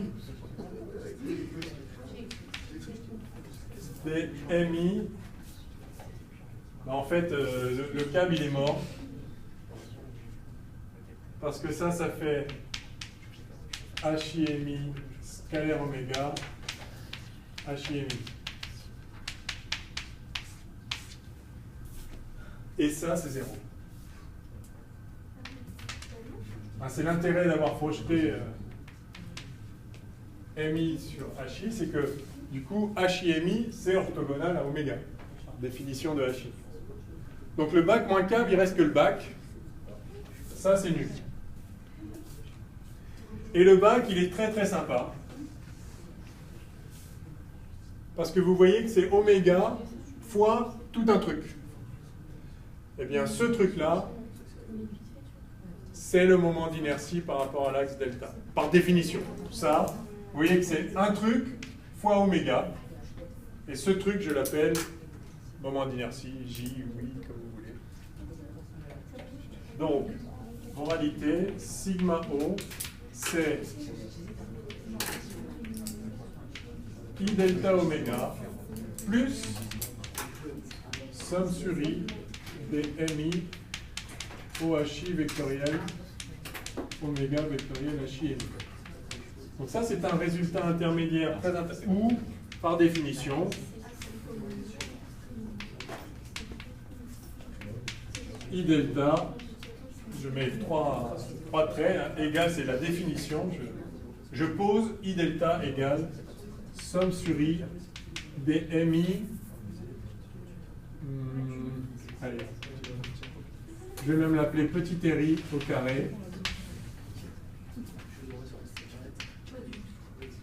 Où RI, c'est la norme de HI et mi, c'est-à-dire c'est la distance à l'axe.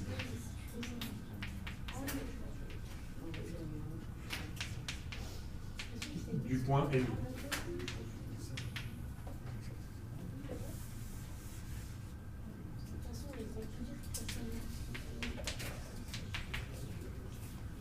Est-ce que vous voyez tous ça?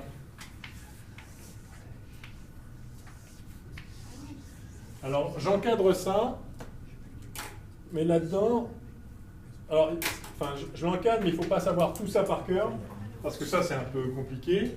Mais ça a des vertus très sympathiques.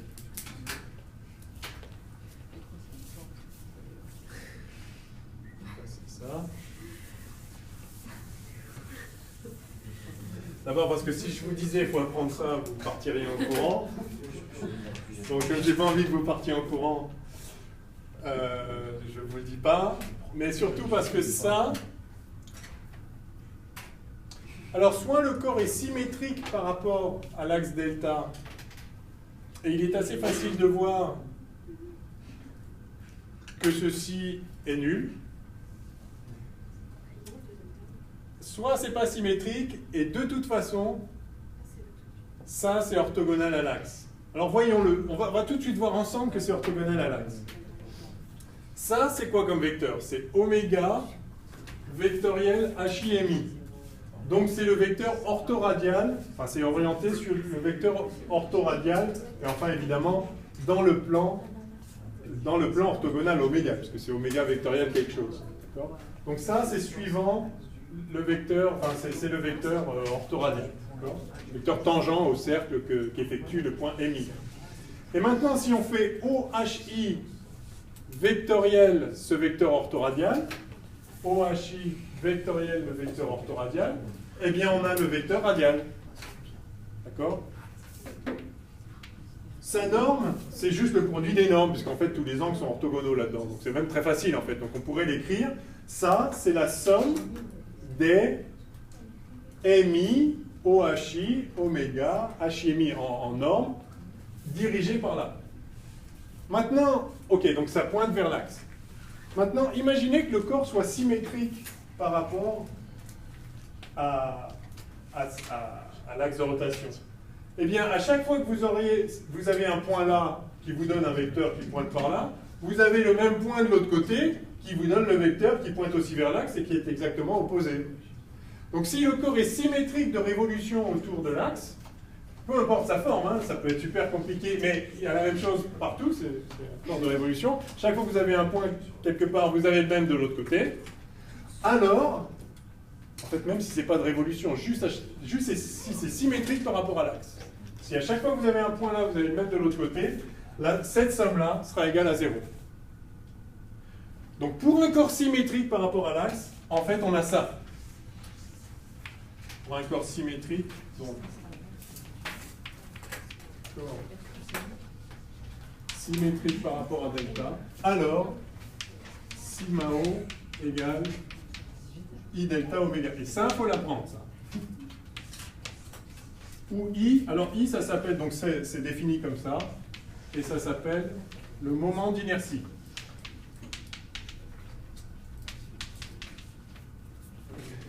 Ouais. Capes, faut savoir le calculer ou c'est toujours donné dans les énoncés? Alors, ça sera donné, mais il faut savoir en calculer quelques-uns certainement parce que il se peut qu'un exercice peut être de calculer ça. Voilà. Ouais. Par contre, ça sera un exercice explicite, c'est-à-dire, ouais. Si vous avez juste besoin de l'utiliser et qu'on ne veut pas vous le faire calculer, on vous le donnera. Ouais. Alors, et je termine, parce que je pense que c'est à peu près l'heure. Moi, qu'est-ce que ça représente le fait que ce soit symétrique? Non, que la somme que ça soit nul? Voilà. Non, c'est juste qu'effectivement, si c'est symétrique par rapport à un axe, alors le moment cinétique par rapport à un point de l'axe est dirigé suivant l'axe, est proportionnel au vecteur rotation. Dernier point, c'est que de toute façon, même si ce n'est pas symétrique, ce vecteur-là, chacun de ces vecteurs individuels, on a vu que c'était le vecteur radial là. Donc de toute façon, il est orthogonal à l'axe. Donc maintenant, si on fait tout ça scalaire U delta, de toute façon, ça symétrique ou pas, ça fait 0. D'accord? Donc, le moment cinétique du corps par rapport à delta,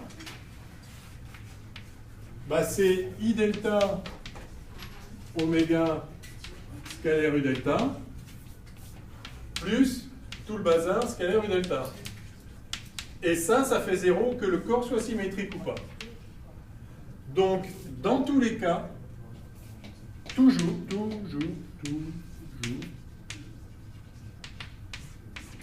sigma delta, c'est I delta oméga.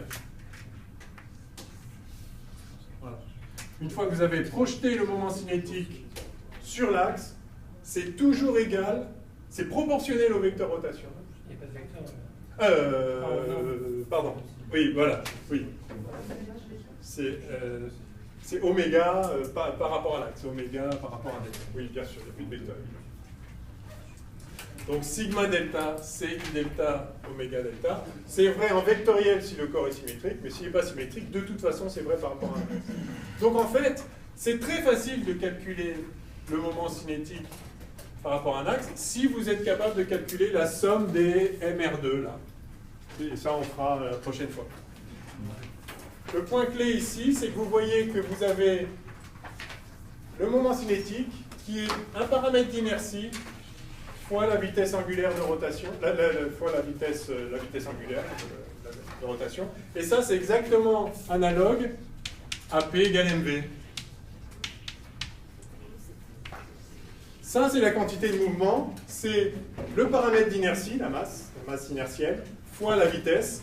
Et bien là, c'est le paramètre d'inertie, qu'on appelle moment d'inertie, fois la vitesse de rotation. Et donc ça, c'est bien la quantité de rotation. Quantité de mouvement, masse fois vitesse du corps. Quantité de rotation, masse vis-à-vis de la rotation, fois vitesse de rotation. Bon, on revient là-dessus tout à l'heure, parce que l'analogie se poursuit quand on calcule l'énergie cinétique et tout ça.